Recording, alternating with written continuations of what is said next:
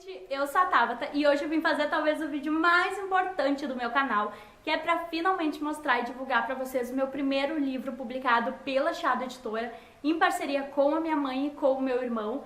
Eu e a minha mãe escrevemos o livro e o meu irmão foi o organizador. Vocês sabem que ele também já é escritor há algum tempo, né? Já tem alguns livros publicados pela Chiado também. E bom, eu e a minha mãe nós resolvemos fazer o entrelaçamento entre duas áreas do conhecimento e escrever um livro teórico, que é a lei e a literatura redesenhadas. Por que a gente resolveu escrever essa obra? Bom, vocês sabem que eu sou da área da literatura, a minha mãe é da área da literatura e do direito, ela é professora universitária aposentada e deu aula há mais de 20 anos nos cursos de letras e direito e também trabalhou mais de 30 anos na segurança pública do estado, então ela tem uma longa experiência e trajetória na área do direito e, óbvio, da literatura também, por sempre ter sido professora.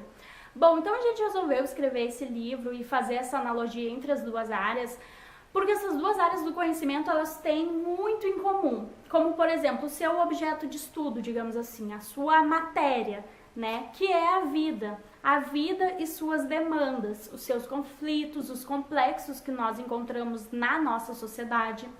A literatura, ela reflete, ela denuncia, ela questiona, enquanto o direito, ele disciplina, ele delimita, ele tenta resolver esses problemas e esses conflitos através da lei.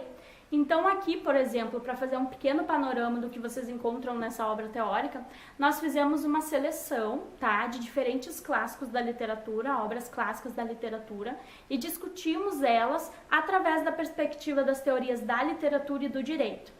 Então, por exemplo, aqui nós temos Contos do Monteiro Lobato, tá? O Monteiro Lobato, ele é muito conhecido pela sua literatura infantil e infanto-juvenil. Mas a gente quis trazer um outro olhar do Monteiro Lobato. A gente quis mostrar o Lobato no tribunal, porque ele era da área do direito e a gente tem muito dessa área nos contos dele. Então, por exemplo, aqui a gente traz temáticas como a drogadição infantil, diferentes tipos de homicídio. Aqui a gente tem também dois clássicos da distopia.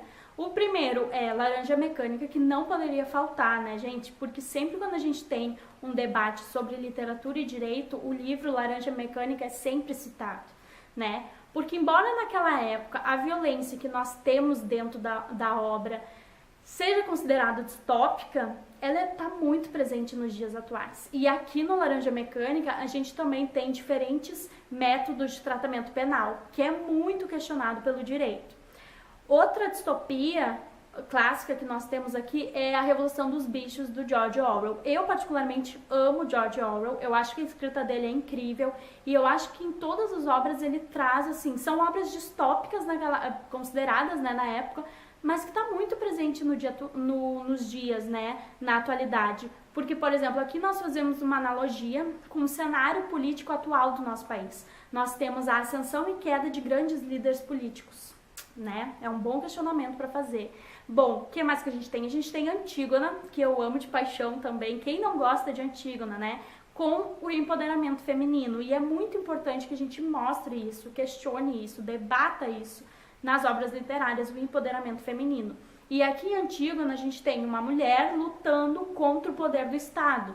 O Estado que é representado por um homem, né?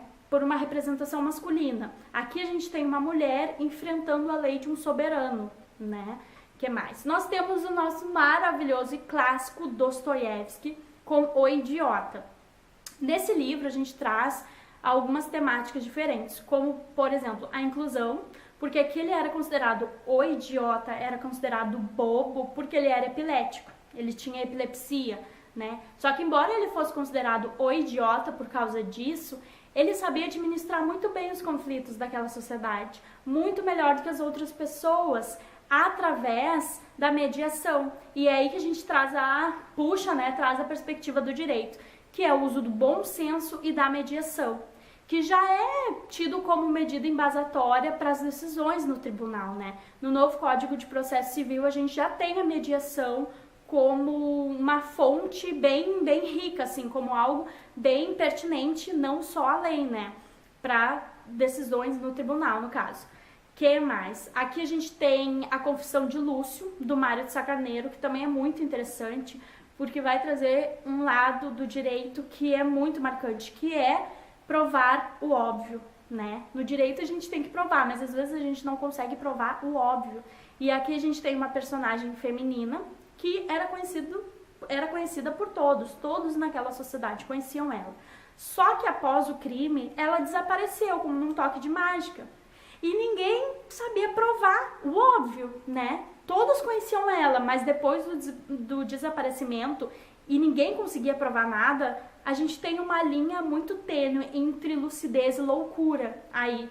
Como é que toda uma sociedade sabe de algo e não consegue provar o óbvio, né? E aí a gente traz aí a perspectiva do direito também. Enfim, gente, o livro, como eu falei no início do vídeo, ele vai trazer essas reflexões da vida e da sociedade em geral. Embora seja um livro que traga a literatura e o direito, tem uma linguagem bem acessível para as pessoas das mais diversas áreas, seja da área da saúde, das exatas, da educação, porque mesmo as nomenclaturas do direito, a minha mãe fez questão de deixar uma linguagem bem acessível, porque a gente queria mostrar que a literatura e o direito trazem essas questões da sociedade, esses conflitos da sociedade, as demandas da vida, que estão no dia a dia de todo mundo. Então é um livro que todo mundo deve ler. Essas duas áreas são áreas que todo mundo deve ter conhecimento, né? Porque a gente passa por diferentes situações, nós estamos inseridos numa sociedade, então é natural que a gente passe por diferentes situações. E aqui a gente compreende um pouquinho como lidar, né, com certos problemas, com certos conflitos, enfim, eu espero que vocês tenham gostado. Eu vou deixar aqui embaixo o link da estante virtual, que a gente também está vendendo por lá, fica mais fácil para enviar para os outros estados. Eu vou deixar também o meu e-mail e as minhas redes sociais para quem quiser entrar em contato.